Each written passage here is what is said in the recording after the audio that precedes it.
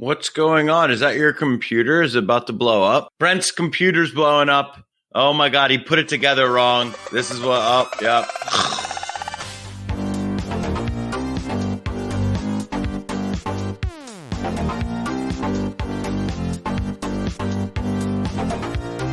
All right, what is up, Crypto Basic peeps, Crypto Basic bitches? It's Brent. I'm here with Adam.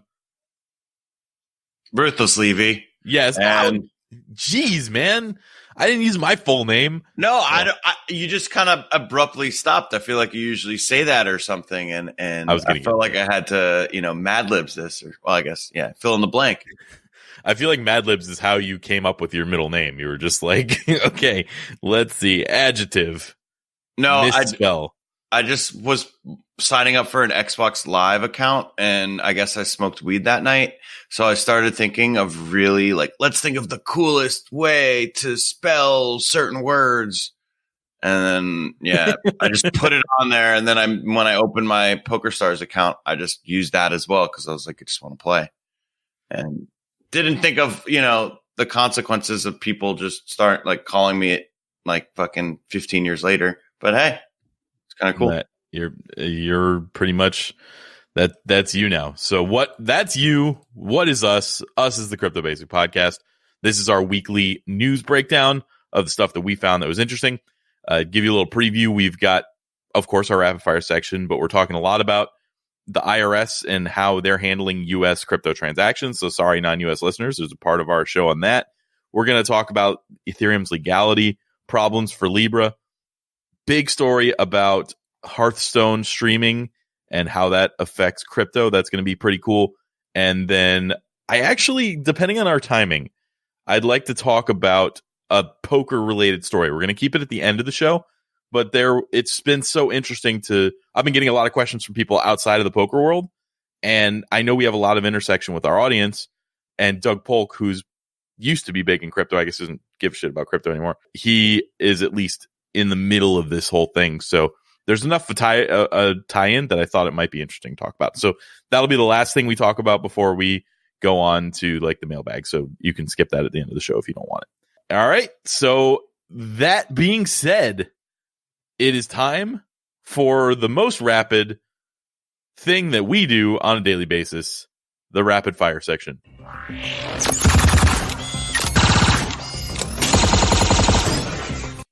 Yes, here we are. It's rapid. It's fast. It's fiery. What is the rapid fire section, Adam? Well, rapid fire section is where we go through 5 little news pieces from throughout the week. They're relevant to people that we've talked about in the past, or just, fun little, sometimes it's just like some crazy story, quick bites of the news. Stuff that doesn't need a deep dive. Yes. This is just the quickness. All right. Yes. So the first one is UNICEF, the big the children's organization there. They donate to, hunger and I've just seen them a lot, especially on soccer jerseys over the years. They're Barcelona. United Nations International Children's Emergency Fund. Yes. That's what it is. It's for the kids, Adam. It's for the kids. But now they're launching a crypto fund, which is pretty exciting, to be honest. They can now receive, hold, and disperse donations of Ether and Bitcoin. They're funding open source technology benefiting children and young people around the world. So I think this is cool. What do you think about this, Brent? Might be more important than you're thinking, because think about what UNICEF would try to do. We're talking about kids in Venezuela and stuff like that, like kids in really countries that their currency is destroyed or their economy is destroyed. That's how they get in these positions. And if UNICEF is helping there, it's going to be a little bit easier for them to help if they have crypto, especially if it holds its value compared to whatever the local currency is. Even better for the kids. So I'm all about doing things for the kids. I actually, as you started talking about that, I remember the old commercials that would come up, and it'd be this tan, maybe South American kid that seemed like he was in, a little tank top, and then they'd be playing this really sad music, and then there'd just some guy come up and be like, you can donate for $1 a day or a quarter. I'm pretty sure. I don't know. Basically, if I can donate to stuff like that using crypto, maybe I can finally use my Dogecoin for something. Dogecoin. I'll never get it right. Well, you can't use Doge. They specifically said they're only using Bitcoin and Ethereum. Well, maybe I'll just convert. I don't know.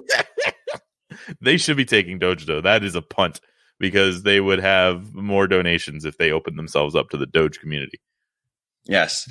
All right. Now the next little bite is a tweet by Key Rook, aka that's his Twitter handle, Kevin Rook. And he posted the median US income by year from 2013 to 2018.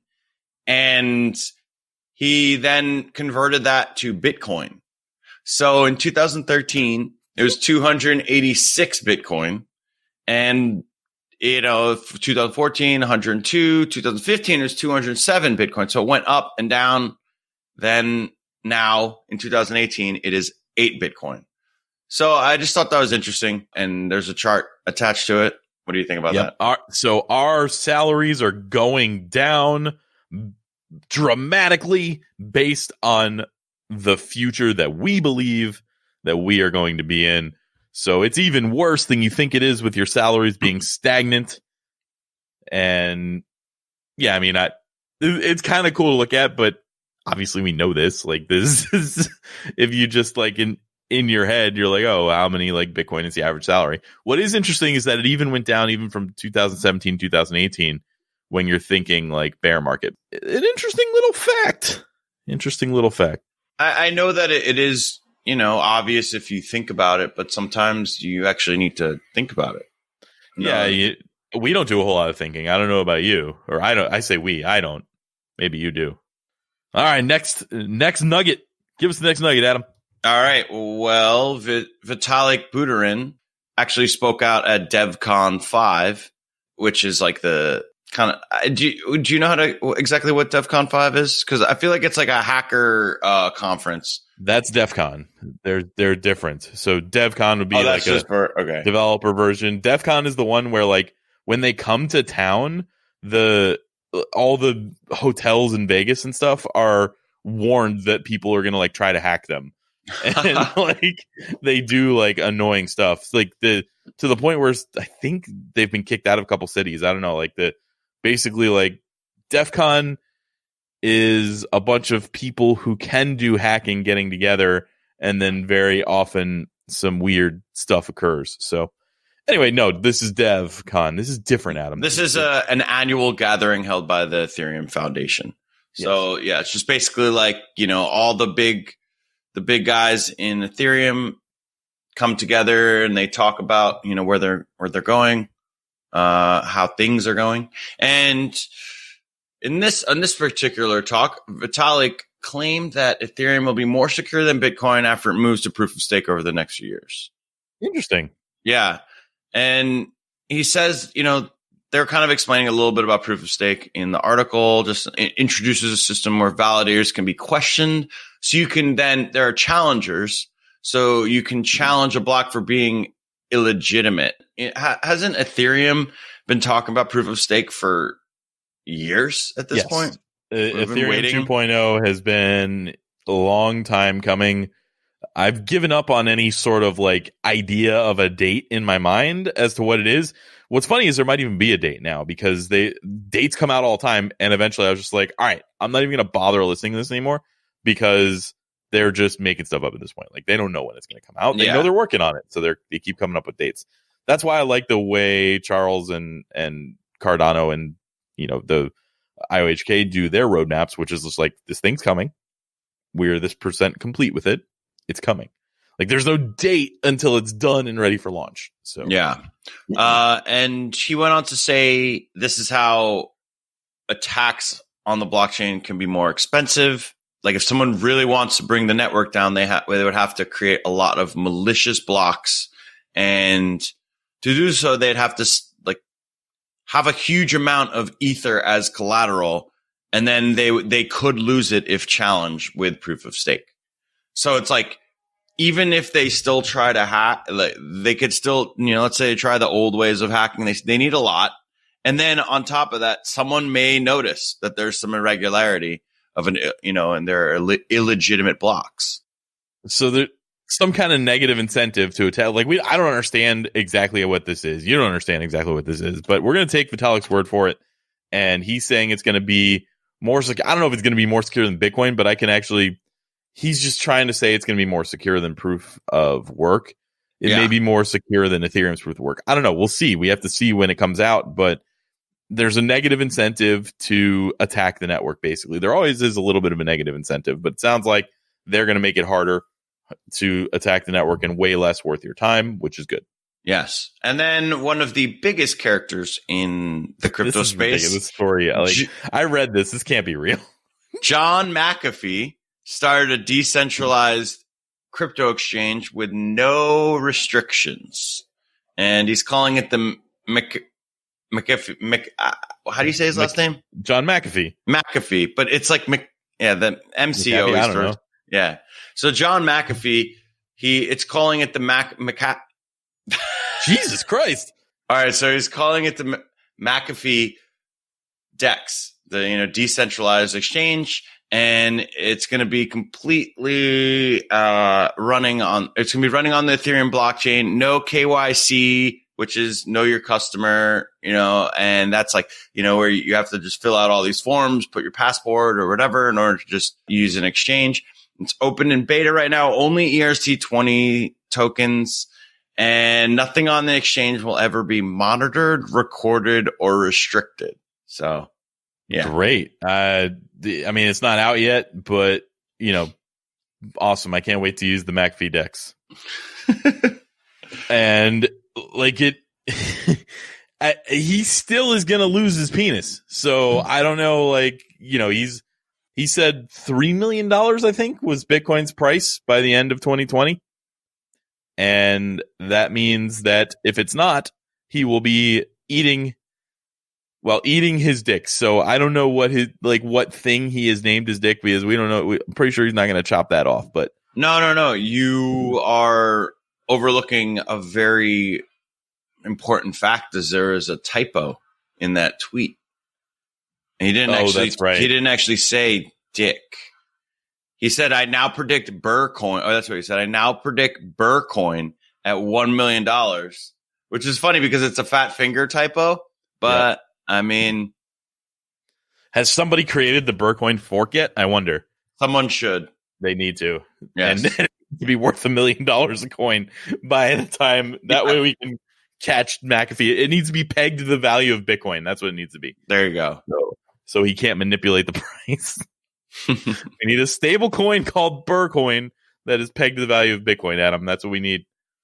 Yeah, I'm surprised no one's done that yet. We need it to solidify what's going to happen to McAfee's penis. All right.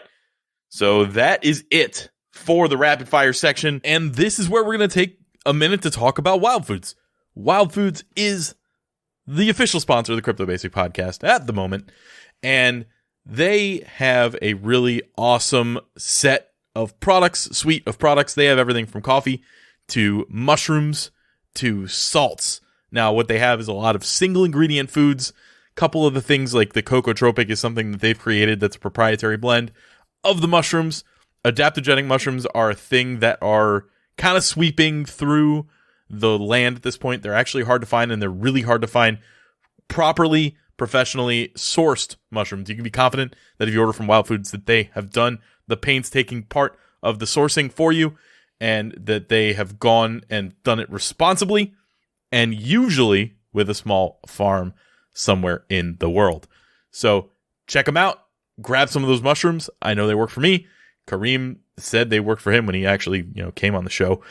But they're definitely cool additives. We got you 12% off if you use the code CryptoBasic12 on Wild Foods website, and they're helping keep the show afloat. So without any further delays, let's get to the big stories this week.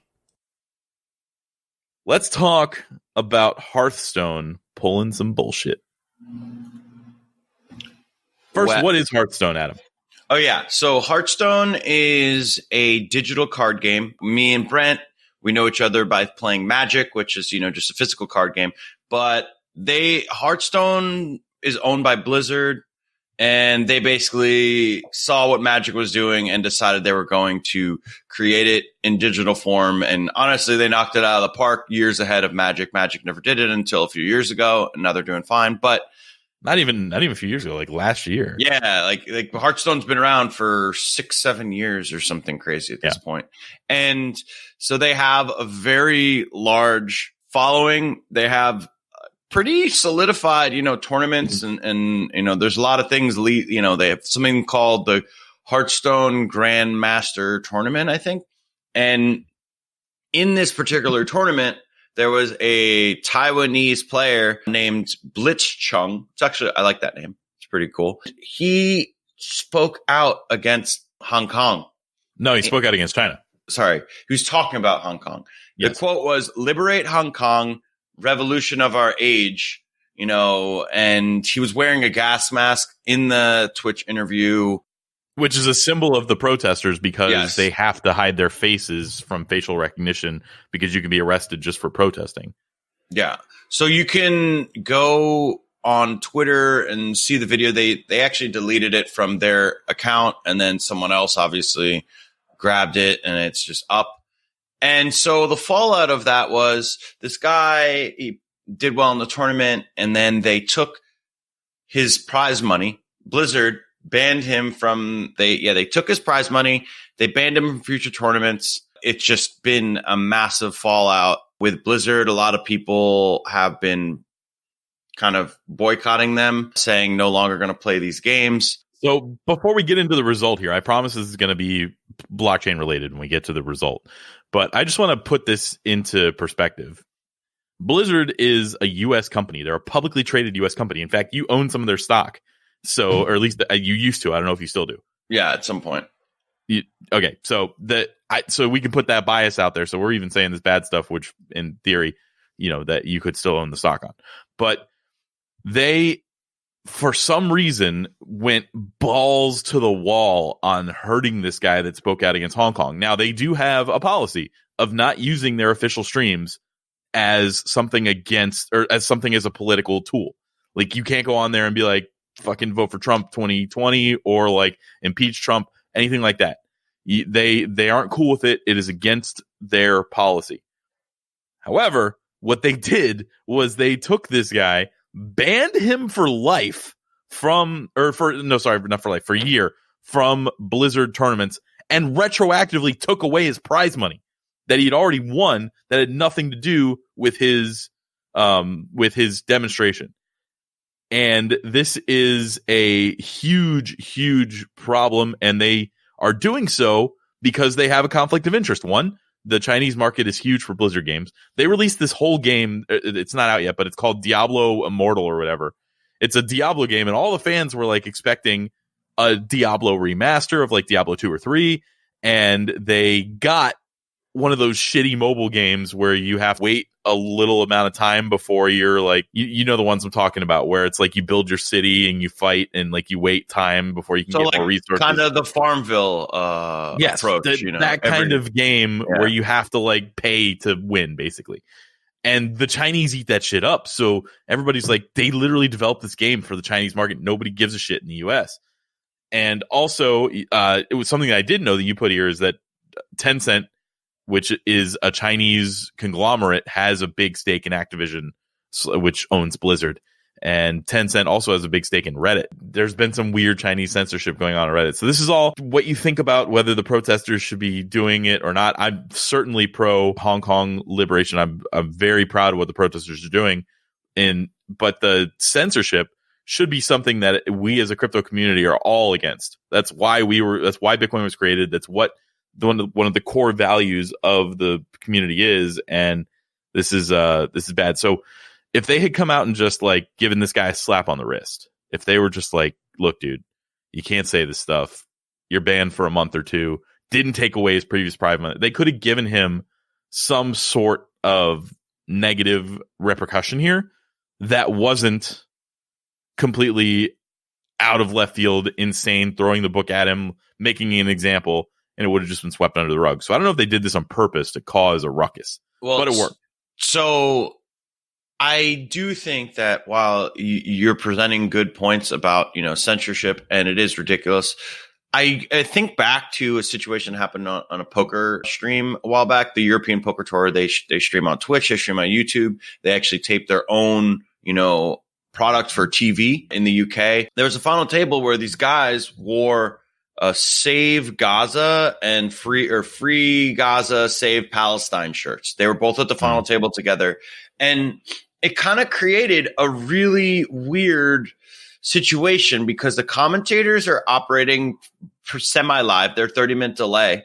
So, and then there's Twitch chat. So you're seeing things kind of stream down in the Twitch chat and people are talking about it. And then the Twitch chat's like now getting into it with each other about a political topic that has nothing to do with poker. So I think it's kind of like there's a time and place for these things. And generally, if you're playing a game and you are kind of like these people are putting out a product to then be watched by a lot of other people, you can't really have such divisive takes or, bring politics that far into it. So I get that point. I think he deserves some sort of repercussion. He did not deserve something to this extent. I think this is kind of ridiculous. It's not his own personal stream. He wasn't just doing his personal stream and talking about what he's doing. Like, we can talk about what we think about politics all day long. There's nothing wrong with it. But if I was working for, let's say, Coinbase, and I was at a conference where I was the speaker for Coinbase, and at that conference, at the end of the conference, I was like, "Viva la revolution!" Like, that's like that would be a problem. So, I get why there needs to be a repercussion for this person. Like, this is a private company putting on a private event, and he is being there as a representative of that company to kind of tacitly because he's participating in the game.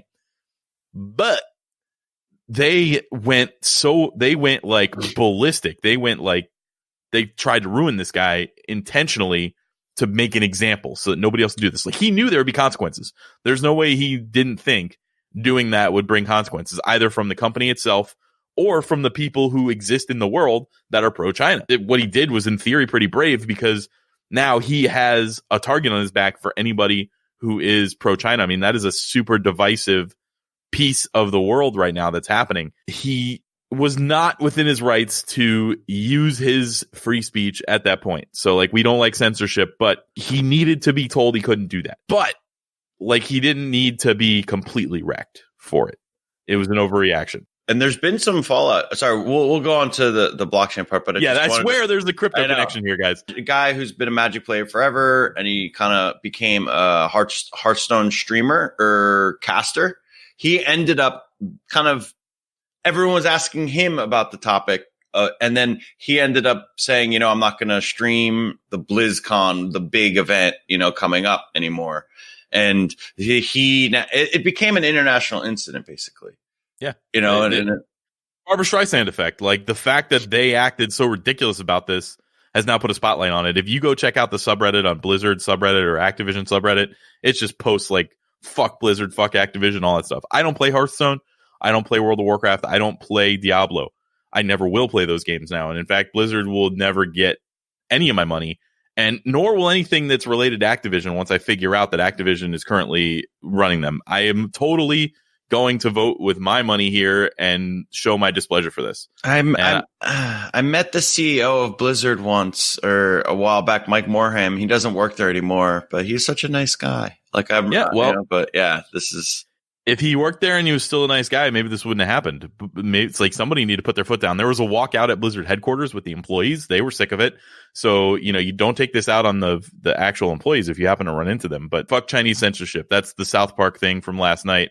Fuck the Chinese government. That's it. It was the 4-word phrase. Fuck the Chinese government. They were all over that. It's been hilarious to follow what's happening with South Park in China.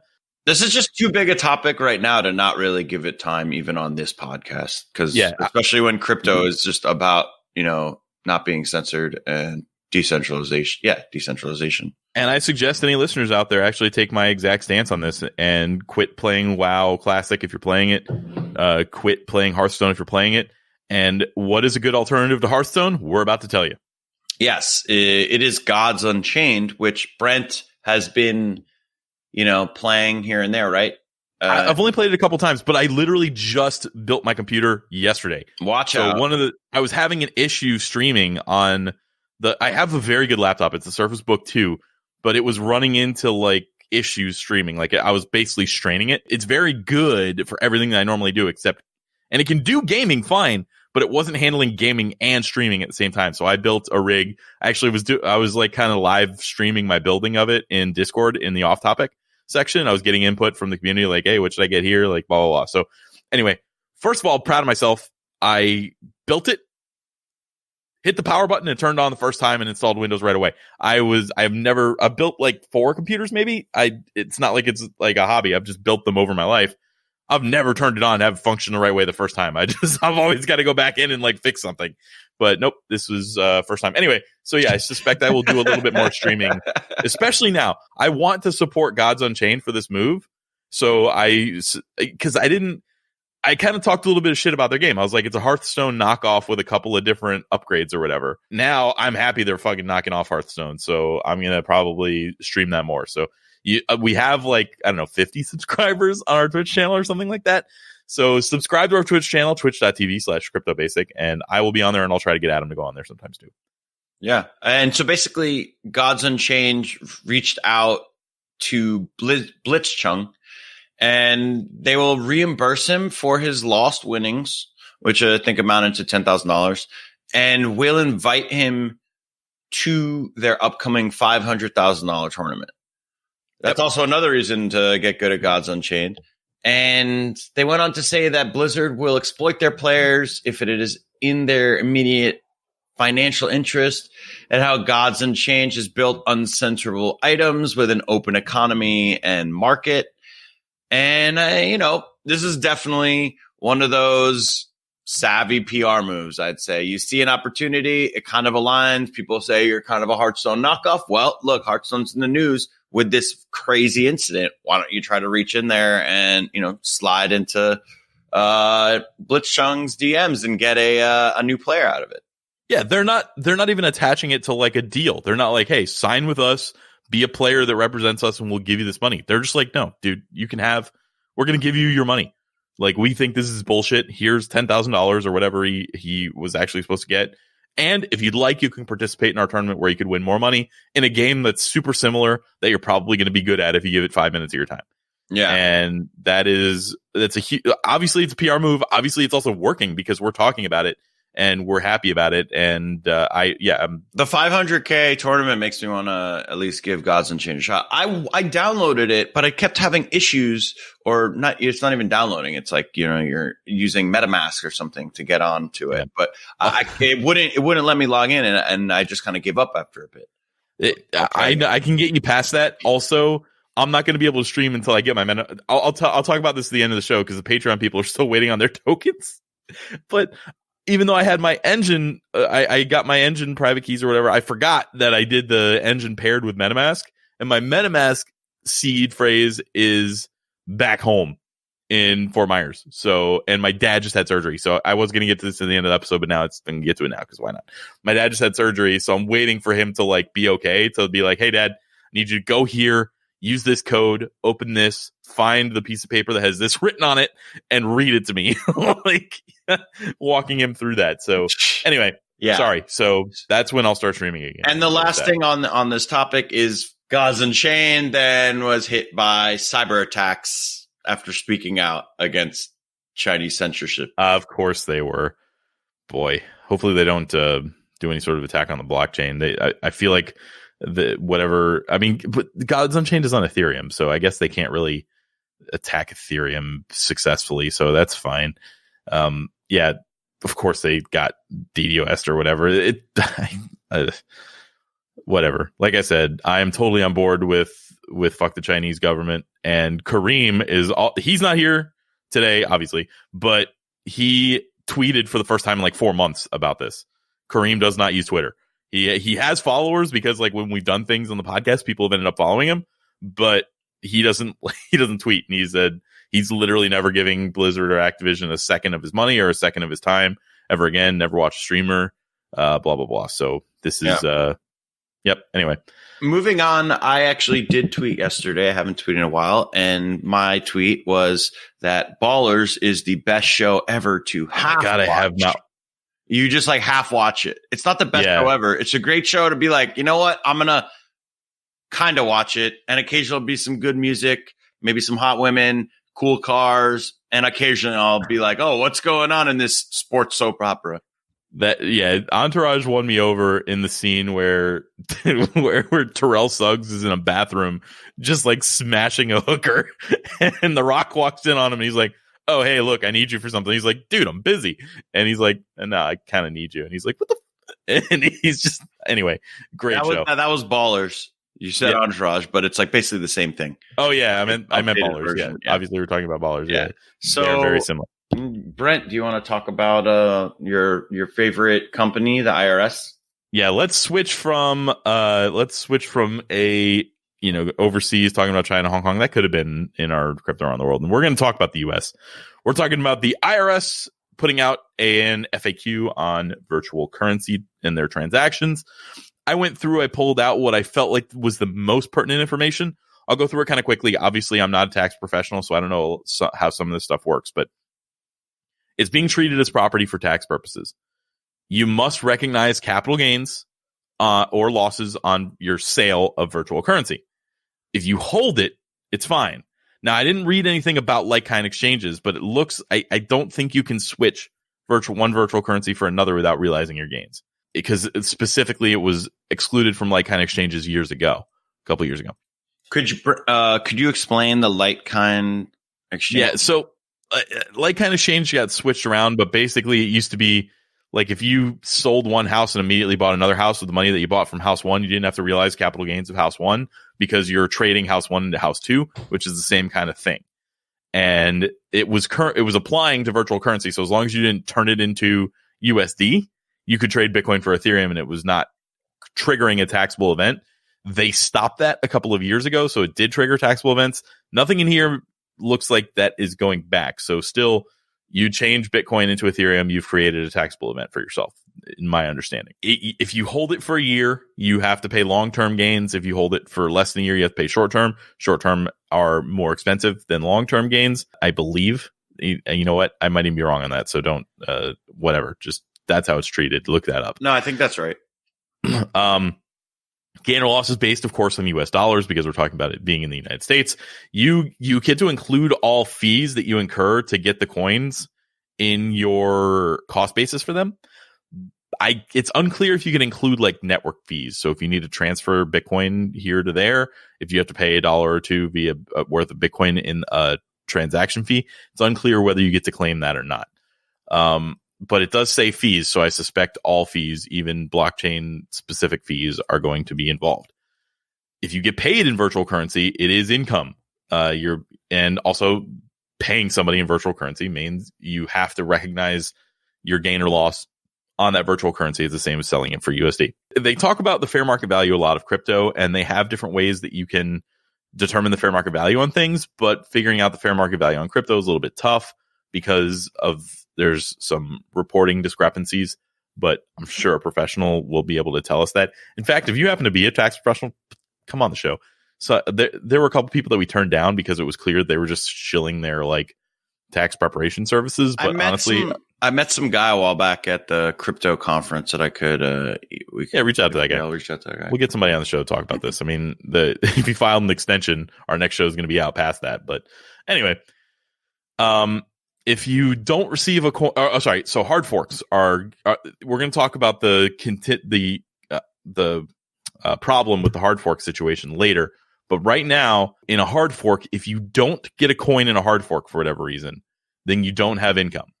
If you do get coins in a hard fork, then you do have income. Soft forks produce no value. That would be like, the soft fork is when the old chain is abandoned and the new one is held. You don't now have like 2 coins in that situation. So they're considered ordinary income, not capital gains. There's a different tax bracket thing on those. And you're supposed to base the value on the day that you can actually sell or transfer the forked coin. So it's like if you got Bitcoin Cash on whatever that day was, the day after, when you were able to actually if you're able to sell it right away, then the day after is when you could actually, when you had to come up with the value. If you get paid for something with no market value, or I'm sorry, if you pay for something with with a coin with no market value. So like I give Adam some basic Bitcoin, which we have, it's floating around somewhere. If I give Adam some basic Bitcoin and he gives me anything in return, I now have to realize a gain based on what he gave me rather than what I gave him. So if I get his headphones from him for giving him some basic Bitcoin, I now have to claim gains on the headphones that he gave me and their fair market value. Gifts are not taxable. Bona fide gifts are not taxable income, but they do have a value placed on them when you give them. So I give you 1 Bitcoin today. It is worth whatever the Bitcoin price is today. Actually, I don't know if I'm allowed to give you that much, but let's say I give you half 0.1 Bitcoin. That would be 800 and change. So if you sold that 1 Bitcoin, you would gain or lose money based on the value of the day that I gave it to you. And transfers between your own wallets do not cause a realization of gains. And there's some problems. Here's the biggest thing. The hard fork thing is a weird thing that they've done. It's a point of contention. So if you get a hard fork, you have a taxable event. And they also say that in order to be considered having the hard fork, so if you do a hard fork where, like, in theory, those coins are there, but I never had the private key to that wallet, then they're not mine. So if you have the public and private keys, that means that you own those coins. So in theory, there's this weird little tax liability attack you can cause on somebody in the United States based on this law.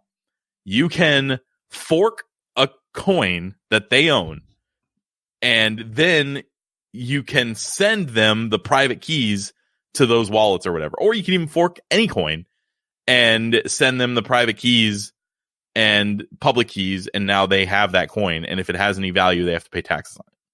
So it's an interesting, weird thing that you could do to somebody based on this. I suspect if anybody actually did that, I'm hoping that reasonable heads would prevail and they would say, oh, this is obviously not like something we would tax.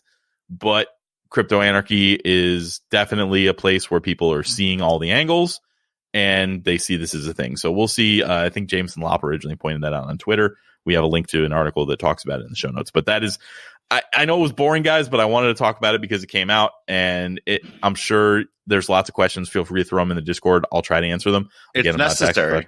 You know, it's as boring as it is necessary to talk about this. It's it's the first time since 2014 that the IRS has put anything out regarding crypto guidance. Yeah. They've done these weird like talks where they talk about what might be and that might not be, and they do these weird things, but this is actually an FAQ. It's on irs.gov/individuals. Well, you know what? It's /international-tax-payers/frequently-asked-question-on-virtual-currency-transactions. That's where you go to find out about this. I mean, if you actually did say the entire domain, website, I did completely correctly. That is impressive. Maybe unnecessary, but impressive. Yeah, it certainly wasn't necessary. All right, I'm done with this. I want to learn about more legality stuff because we love talking about legality on this show. Is Ethereum legal, Adam? That was actually just a rhetorical question, but it is an interesting article that I read with a talk at DevCon 5 yet again from one of the other big heads in Ethereum, Vlad Zamfir, and I forget what his role is, but I know that he's just very high up at Ethereum. But he started talking about how it was more of a warning to Ethereum that developers need to start thinking about its legal status rather than hoping it's the fact that it's going to be so disruptive that governments are forced to accept it, because governments are powerful. Governments can, make some moves that could render certain things useless. I'm not necessarily saying that they have it figured out for cryptocurrency or anything, or they're even going to do that, but it is relevant to think about. And to just be so brazen regarding, cryptocurrency being like, no, it's just going to change the world. But how is it going to, what are the steps? How is this going to disrupt these governments? Can these governments, step in? So he was kind of posing this problem, or not a problem, but just like an issue that could be relevant down the road. He says that Ethereum was born into a counterculture movement, the cypherpunk movement. Can you really explain what a cypherpunk is, or what the movement was? I know it's like kind of how Bitcoin was created. Yeah, it was like a mailing list and a community where they talked about different forms of. They were trying to create Bitcoin. They were talking about ways to get stuff away. Anyway, I didn't look too much. This was all born out of the cypherpunk movement. I don't really know what the cypherpunk movement was all about. I know it was a mailing list. I know they talked about things related to this, and it's posited that Satoshi was certainly part of that group. Yeah. So Vlad Zamfir is the Ethereum Foundation researcher, pretty high up in what he's doing. The issue is smart contracts. Oh, sorry, I didn't finish the quote from him. But he said in Ethereum, we went much farther than Bitcoin and said we didn't just want to do this for money, but for everything. And that's great. But the issue is smart contracts are basically an esoteric legal form. It's almost understood as legal contracts. And he went on to ask, how does our anti-legal revolution react with the established legal order? These are good questions to think about. He's talking about posing this question because if blockchain creators keep acting with no respect for the law, it will provoke a reaction from the governments. Yeah, which we're going to talk about. Well, actually, we're not really going to talk about, but, we're kind of going to talk about, yeah.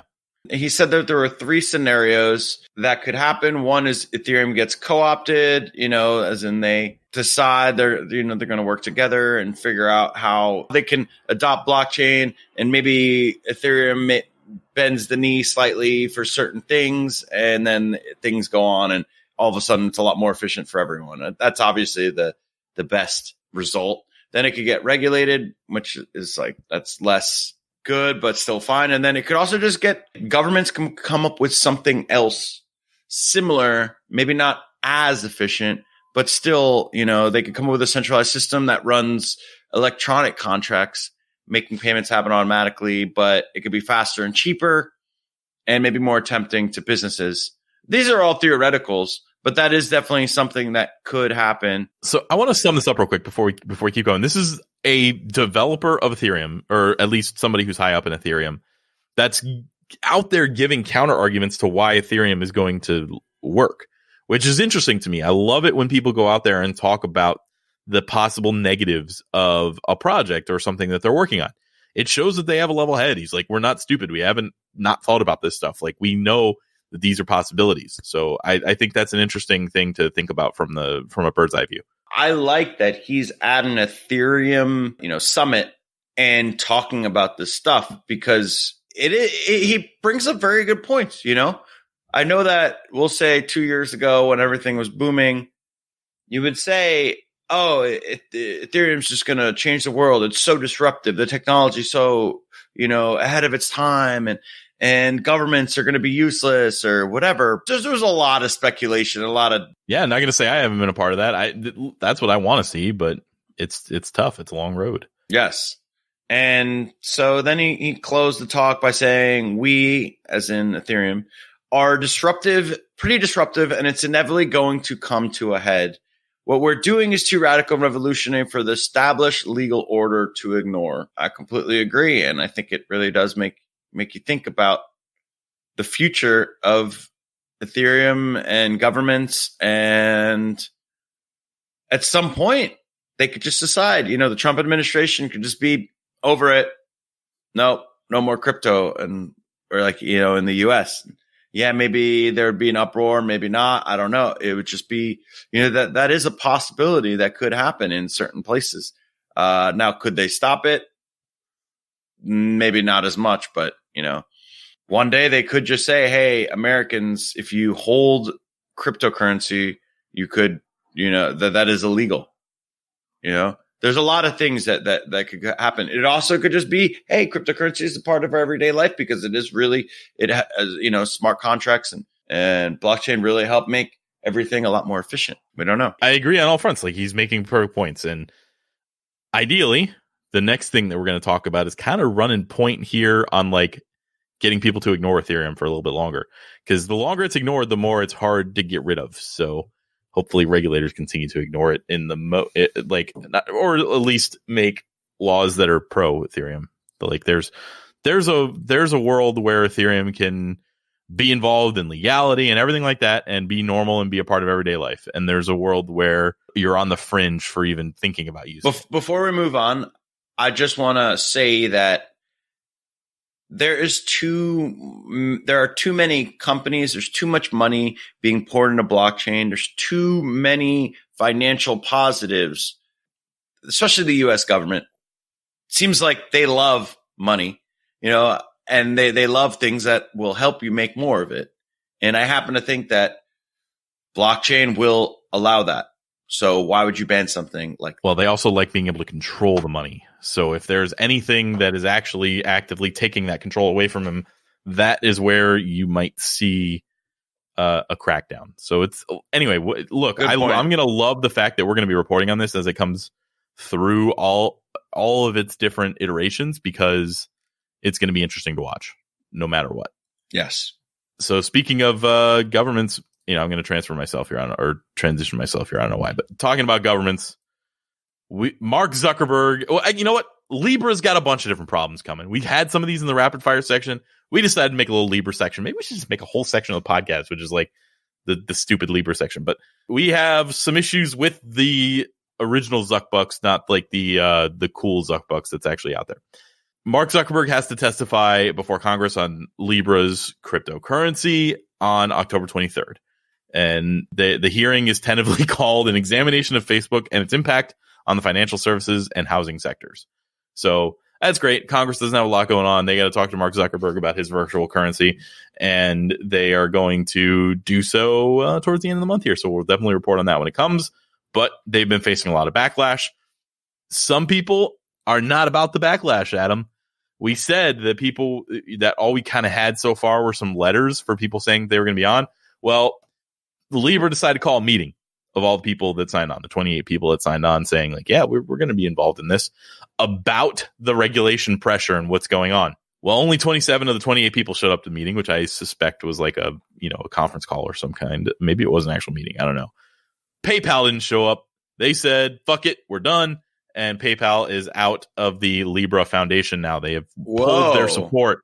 Yeah. So now it's down to 27 individuals or 27 companies instead of 28. And PayPal, who has links to David Marcus, that would be the last person I expected to pull out, unless like he left PayPal and some sort of a tizzy or something, and now they hate him. But I suspect he has a lot of respect from the people at PayPal, and they were like, nah, we good. We're done. We're out. So the rest of these people went to a meeting. We'll see as Facebook starts to ask more and more of them if they are going to continue to see people drop out of the possible Libra Foundation, which then centralizes the power even more on Facebook if they go ahead and go forward with it. So I'm sure Facebook doesn't care. They're going to do what they're going to do because they're Facebook. That's basically those two things. And then finally, Tim Apple, of course, Tim Apple, the CEO of Apple, who is also known as Tim Cook. But because I like to be succinct, Adam, and I like to say things in the most direct way and save time, I'm going to call Tim Cook Tim Apple. He slams Libra as power grab is actually the title of the article, but he's actually probably slamming all of crypto a little bit and also taking a dig at Libra. Here's the quote. No, I really think that a currency should stay in the hands of countries. I'm not comfortable with the idea of a private group setting up a competing currency. Cook told the publication in an interview. I can't, let me see what the publication was, so I actually give them credit. This is BBC. A private company shouldn't be looking to gain power in this way. So he did say he thinks that currencies should stay in the hands of countries, but he also said that a private company shouldn't be getting the power. So he's kind of like anti-crypto a little bit, but more so anti somebody controlling it, like what's happening with Facebook and Libra. So it's kind of the end of what we got going on there. That's the little Libra. We don't have a scam section. No currencies or exchanges have gone under this week that we know of. That's nice. Yay.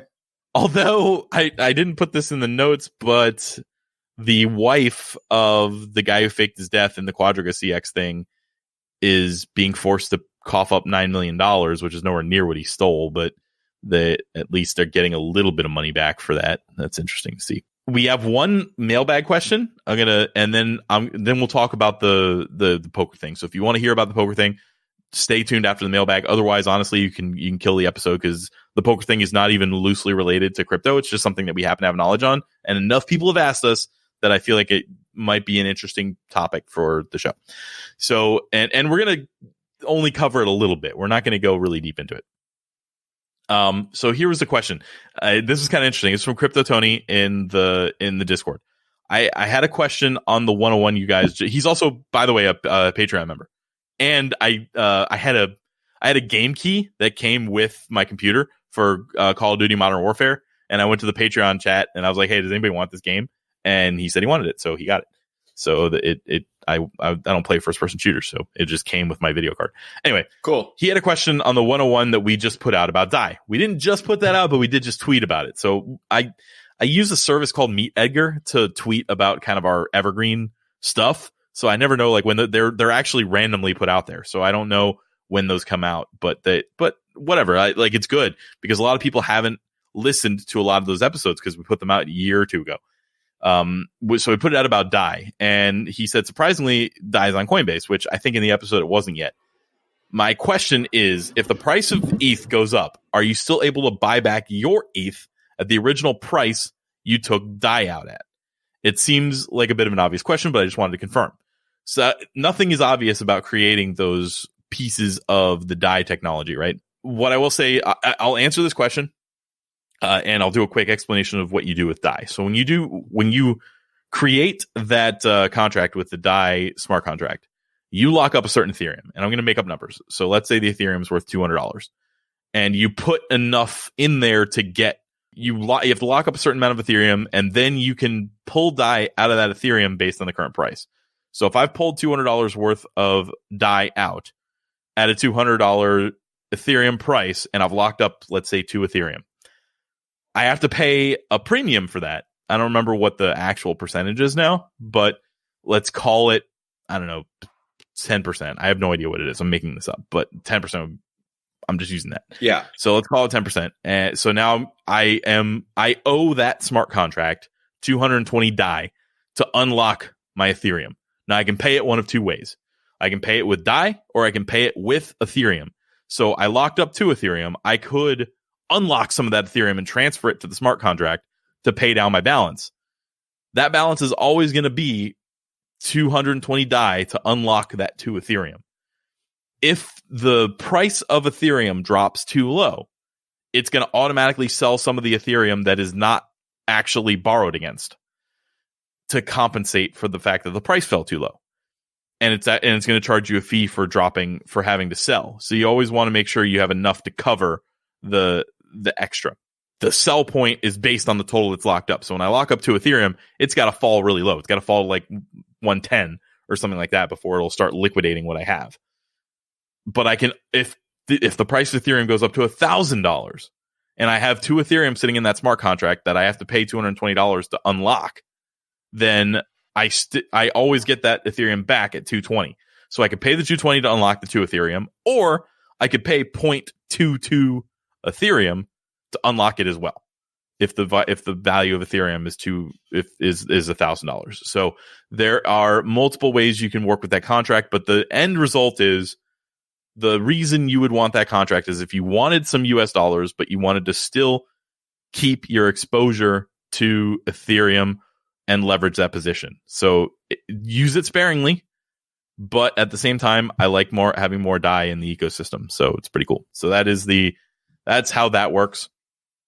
You can listen to the episode for a little bit more on. So yeah, anyway, that's it. And that is the official end of our crypto content. Other than my, please subscribe to Patreon, and also Patreon. I swear to you, I'm getting you those tokens as soon as I get now that I have my engine private keys. I just realized I had the wrong private keys. I need to get my MetaMask keys. As soon as my dad's recovered to the point where I think he can get up and walk over there, we're good. It was the surgery on his, he tore his rotator cuff and something to do with his bicep. Anyway, he gets about one surgery a year, so it's not even like scary. All right, so let's talk about, there was a massive cheating scandal in poker that was kind of handled, like the first guy who took the reins on this was a podcaster. His name was Joey Ingram. And then Doug Polk is good friends with him. So Doug Polk also put a lot of videos out on this. It's really cool. So they're decently accessible to a non-professional poker player. Like you can watch Doug's videos and understand what he's talking about, even if you don't play poker as a profession. It'll be really hard to watch them and understand them if you don't play poker at all. And they won't make a ton of sense. But what you can do is you can watch the segment that was on ESPN about it.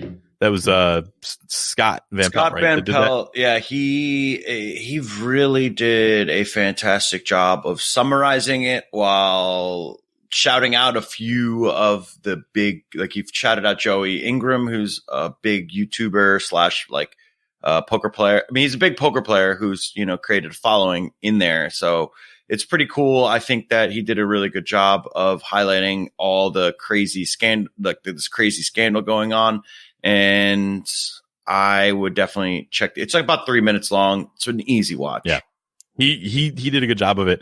Here's the quick version. So it's not if we were telling you that there was some cheating going on online, that wouldn't be all that surprising because there has been cheating online before. There's always a wonder if the software that you're working on is secure or somebody's been able to hack it. And that's happened in the past plenty of times. There's bots. You don't even know if you're playing as humans when you're playing online poker. But there is a very big surprise that something happened in a live poker session, because that's a lot harder to do. So, look, obviously everybody's innocent until proven guilty. But my personal opinion is that this guy cheated. And there is tons and tons of evidence. So what happened is this guy was playing on a live stream. And in poker, the live streams are delayed 30 minutes. So that if you were playing at the table, you couldn't get somebody's hole card information and use it during a hand. You can use it later. So you can look and see what people used to have on the later stream or later in the stream. So you can see if you got bluffed or something like that, but nothing live. And but it's being recorded. Like, so obviously the recording, the physical getting that information exists. And it is real and there and data somewhere that can be gotten. So what happened is this guy was making plays that are basically impossible. He was always making the correct decisions on spots where you either fold or call. Like those decisions were always right, and they were right in a super weird way. So when we talk about red flags and we're talking about like crypto scams and stuff, this guy was throwing up red flags left and right. And if you see one of them here and there, you can attribute it to a mistake, or you can attribute it to getting lucky. But once they started to pile up here, there, everywhere, once all of those red flags came together, now all of a sudden you have. All right, so when you're playing at a poker table in a live stream, the cards that they have in the live stream have an RFID chip in them, and they deal those cards. And on the table, you have to move them to a certain spot on the table so that it reads the cards, so you could see what they are on the software that's streaming live. Like you can see them right away. It wasn't always the case. There used to be these like cameras that you would have to pick up your cards and show them to the camera. That's how poker kind of started on TV and started the poker boom. And then we basically graduated. We started making the technology easier and easier for streaming, but at the same time, possibly in a situation where it could be less and less secure. What's happening is this guy it looks like he's somehow gotten the information, these cards. Now, the specific way that he gets them is up in the air. We don't know, but what we do see in these videos is that this guy is always looking at his dick. So he's looking in his crotch. It looks like he puts his phone down there, and that's where he's getting a lot of the information. He also has this weird bulge in his hat, which is very likely to be some sort of audio device that he has hidden so that it looks like he can listen to and watch the stream, basically. And my own personal theory, based on what I've seen a million times and what I've done on Twitch broadcasting, is that he has access to the creator studio in some way. So I think that he can see the stream either because he had a keylogger on the guy's computer or he's working with the guy who runs the stream. And that's why it's so hard for him to look at it, because when you're in the creator studio on Twitch, your actual stream part is very small. So seeing your own stream is tough. So he's doing that and it takes him a while to kind of come up with the information. Or he may have the stream key and he's able to put that stream key into something else so that he's getting the stream key live, even though Twitch will broadcast it on a 30-minute delay. The stream key piece is the live piece, and it's like a public and private key situation in crypto. It's the same. The stream key, you regenerate them all the time, especially if you think that somebody else might have compromised it.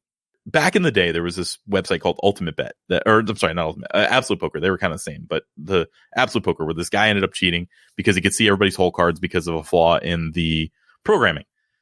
And the way that the poker community figured it out was they plotted the win rates of everybody on the entire site, and they've created a graph. I do want to say that the poker community is a very unique kind of oddball one, but if there is something weird going on, they're ultimately, as like a hive mind, they're extremely intelligent. It is really hard to put any, like obviously you can get like stuff by for a bit, but eventually they're going to figure it out. And there were people, back then who, this was honest, like 13 years ago, 13 years ago, I'd say. I think it was maybe 2006, maybe it was 2008. Regardless, it was at least a decade ago. I actually was on Ultimate Bet as a sponsored pro. Obviously. Yeah, you got pretty fucked on that. Yeah, I got, when they went insolvent after Black Friday, after all the money, like I lost a bunch of money on that. Granted,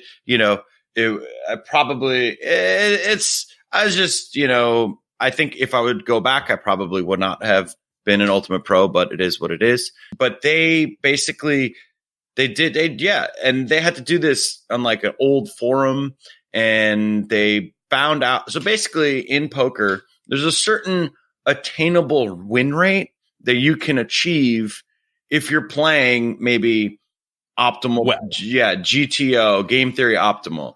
And obviously you can make like certain live reads sometimes, but there are certain spots in hands where, like, let's say you have pocket kings and then someone has aces, two best hands in poker, and you have like 50 big blinds or something. There isn't enough room for you to possibly know that he either has aces or has queens. And if he has queens or aces, queens, or ace king, so there's a situation where it's like, you're gonna get it in, and you're just gonna have to hope that you get lucky with the 5 cards running out. Yes.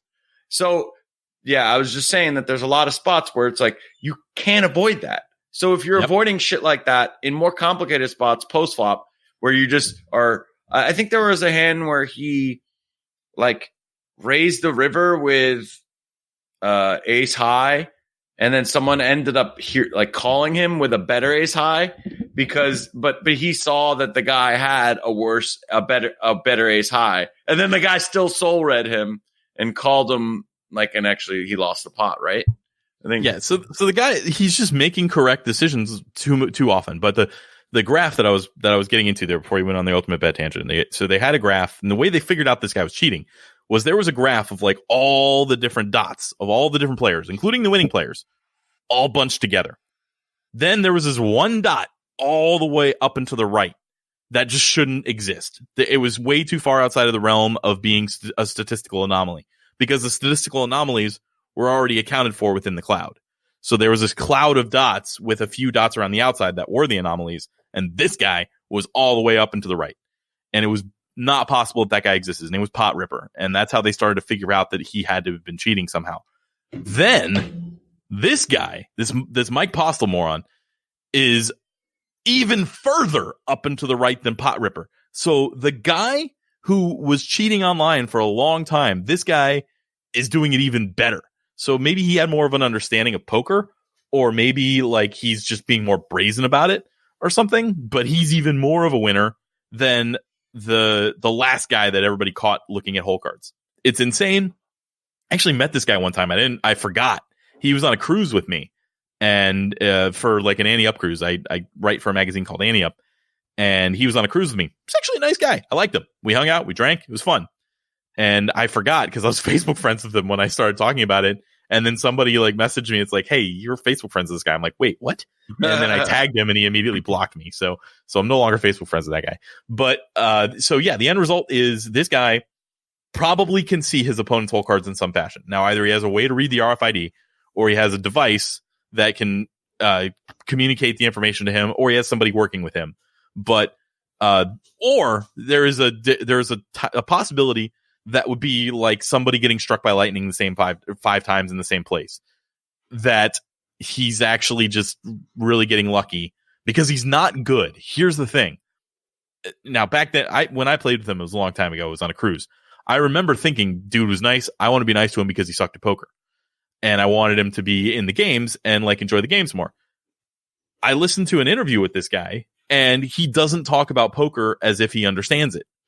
So it'd be like listening to somebody talk about blockchain, and they would say, oh, yeah, blockchain is a scam. Like, you know that they don't understand what they're talking about because it wouldn't make sense.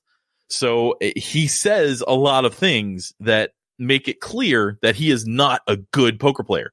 He might be a winning poker player in low stakes. You don't have to be a good or great poker player to win at low stakes, but he isn't.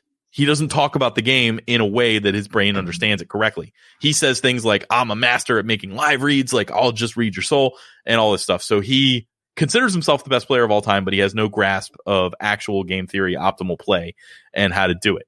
So the amount of luck that would be involved in this guy getting to this win rate is impossible. Yeah. And we're going to see now there's legal proceedings that are kind of going to pop up. And hopefully the people that he took the money from get paid back.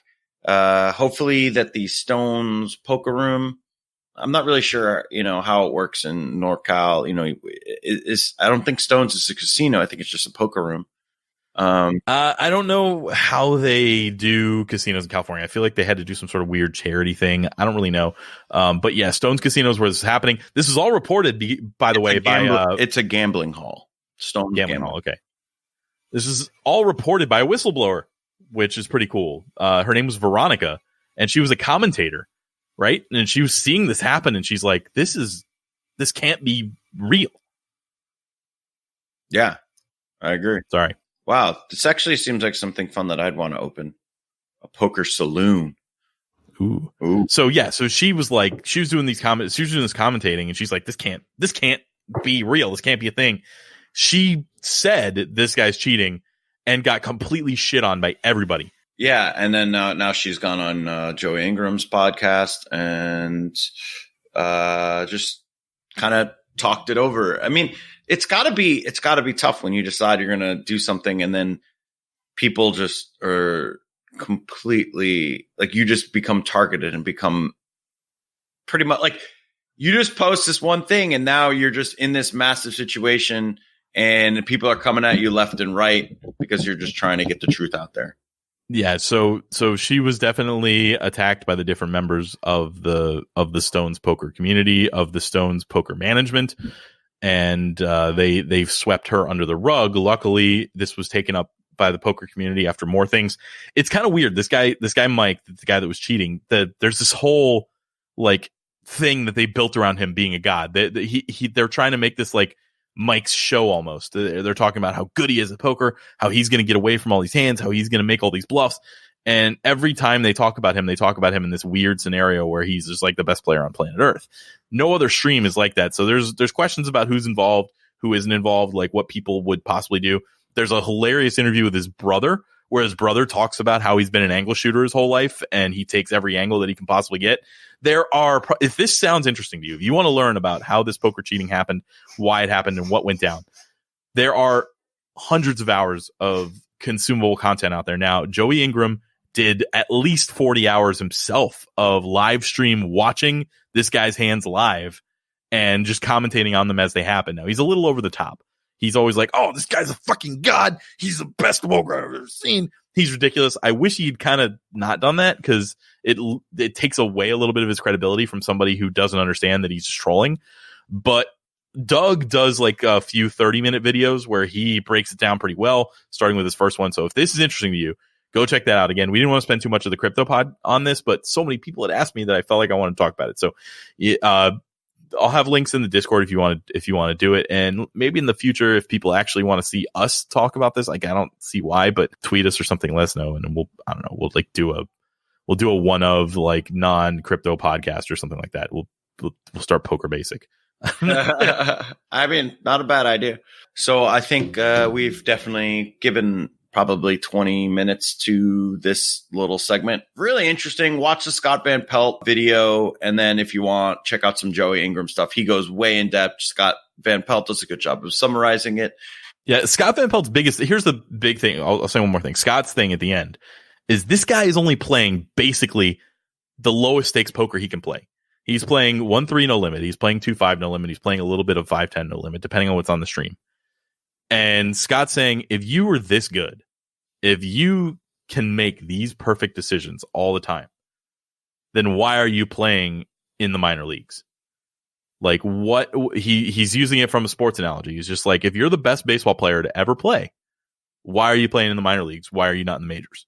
Why are you not in Vegas beating the biggest games on the biggest stage for the most amount of money? And it is a absolute logical question. Mike tries to answer it by saying, oh, I've got a family. I have to live here. No, all you would have to do is travel to Vegas one day at a time and make enough money. Because this guy made $300,000 playing in, or more or less, depending on which spreadsheet you're looking at, playing in a game that if you were the best player in the world, you should probably make like $50,000, $60,000 in that same time period. If you were the best player in the world, he 6x that. So that's how crazy this is. Yeah. Yeah. Check it out if you want to learn about it. It's a rabbit hole that so many of my friends have gone down that don't play poker, that I thought it would be interesting, especially for the parts of our community that do intersect. And I also wrote my Ante Up column for November. It won't be out until November 1st, but I wrote it about how to see if you're cheating. And I focus a lot on the red flags. I'm just like, look, red flags together in aggregate mean something. Even if this guy's a nice guy, like if he's done 50 different plays that you've watched that are red flags, it's time to start thinking that there might be something wrong here. And Nassim Taleb talked about this in one of his books, where there's two types of people. There's the type of person that sees a chart where somebody's flipped the coin 100 times and the coin has come up heads 89 of those times, or 90 of those times. And he says, well, it's just variance. It'll work itself out once we flip the coin 10,000 times. And there's another person that says, hold on, this coin has been flipped 100 times and it's come out heads 89 times or whatever I said. That's too much. There's something wrong with the coin. And neither one does enough research into the other's position. They both immediately think that they're correct. And sometimes the answer is in the middle. But really, if you're person A, don't always just assume things are going to work out in the end, and give them a little look when they look a little bit weird. And if you're person B, don't always assume that everything's a scam just because it's being a statistical anomaly. Yeah. All right, that's it. That's it for the show. I think we did a good job. It's a long show. Yeah, I agree. We are not financial advisors. We're just two idiots just trying to keep it very basic for all y'all out there. Until next week, see you guys later. All right. Peace. See ya.